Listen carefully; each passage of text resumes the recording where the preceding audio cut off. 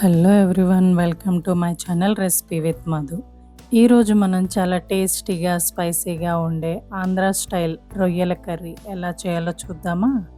ఈ రొయ్యల కర్రీ అనేది వేడి వేడి అన్నంలో తింటే చాలా అద్భుతంగా ఉంటుందండి. రెస్టారెంట్కి వెళ్ళకుండా అదే రుచిని ఇంట్లోనే ఈజీగా చేసుకోవచ్చు. సో ఈ వీడియోని స్కిప్ చేయకుండా ఎండింగ్ వరకు చూడండి. రెసిపీ విత్ మధు ఛానల్ని సబ్స్క్రైబ్ చేసుకోండి. ముందుగా మనం తాజా రొయ్యల్ని తీసుకొని శుభ్రంగా వాష్ చేసుకోవాలి. బాగా వాష్ చేసుకున్న తర్వాత అన్నీ ఒక బౌల్లో వేసుకోవాలి. వాష్ చేసుకునేటప్పుడు కొంచెం సాల్ట్ అండ్ కొంచెం పసుపు అనేది వేసుకుంటే నీచు స్మెల్ అనేది త్వరగా పోతుందండి. ఇప్పుడు మనం ఆ రొయ్యల్లోని కొంచెం సాల్టు, పసుపు, కారం వేసుకొని బాగా మిక్స్ చేసుకొని మూత పెట్టి ఒక 1 అవర్ పాటు మ్యారినేట్ చేసుకోవాలి. ఇక్కడ మసాలా అనేది ప్రిపేర్ చేసుకోవాలి. 2 మీడియం సైజ్ ఆనియన్స్, ఒక టమాటో బాగా వాష్ చేసుకొని ముక్కలుగా తరుక్కొని మిక్సీలో వేసుకోవాలి. చిన్న అల్లం ముక్క, 4-5 వెల్లుల్లి రెబ్బలు వేసుకోవాలి. కొంచెం ధనియాలు, జీలకర్ర, దాల్చిన చెక్క ముక్క, లవంగాలు వేసుకొని మొత్తం మిక్సీ చేసుకొని ఇలా ప్రిపేర్ చేసుకోవాలి. ఇప్పుడు స్టవ్ ఆన్ చేసి కడాయి పెట్టుకొని ఆయిల్ యాడ్ చేసుకోవాలి. ఆయిల్ మరుగుతున్నప్పుడు కొంచెం పసుపు అనేది ఆయిల్లో యాడ్ చేసుకోవాలి.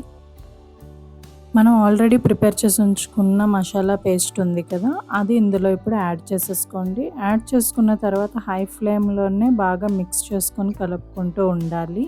కొంచెం సేపు హై ఫ్లేమ్లో ఉన్న తర్వాత అప్పుడు సిమ్లో పెట్టుకోవడం కానీ మీడియం ఫ్లేమ్లో పెట్టుకోవడం కానీ చేయండి, లేకపోతే అడుగు పడుతుంది.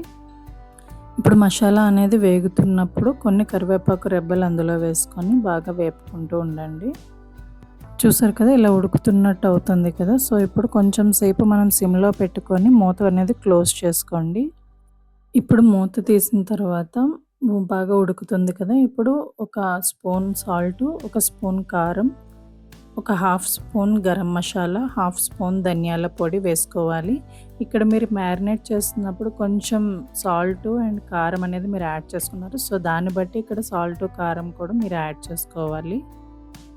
ఇప్పుడు దాన్ని బాగా కలుపుకొని మూత పెట్టేసి సిమ్లో కొంచెం సేపు ఉంచండి. ఇప్పుడు 2 మినిట్స్ తర్వాత మూత ఓపెన్ చేసి చూస్తే మసాలా అనేది చూసారు కదా బాగా ఫ్రై అవుతుంది. సో దానికి ఉప్పు, కారం, మసాలాలు అనేవి బాగా పట్టాయి.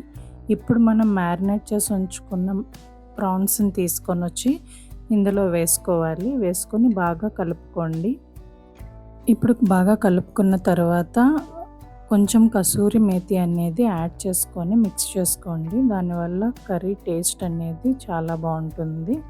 ఇప్పుడు మూత పెట్టేసి కొంచెం సేపు సిమ్లో ఉంచండి. ఇప్పుడు మనం ఇందులోని కొంచెం వాటర్ అనేది యాడ్ చేసి బాగా మిక్స్ చేసుకొని హై ఫ్లేమ్లో పెట్టుకొని మూత పెట్టేసుకోండి. ఒక 2 to 3 మినిట్స్ హై ఫ్లేమ్లో ఉంచండి.